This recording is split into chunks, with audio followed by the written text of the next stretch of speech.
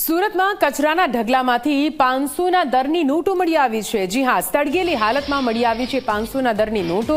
જો કે આ 500ની નોટો અસલી કે નકલી તે તપાસનો વિષય છે।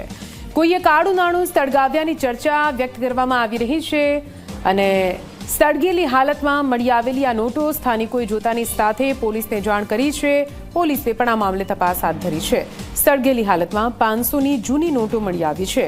હવે આ નોટો અસલી છે કે નકલી તે જોવાનું રહેશે।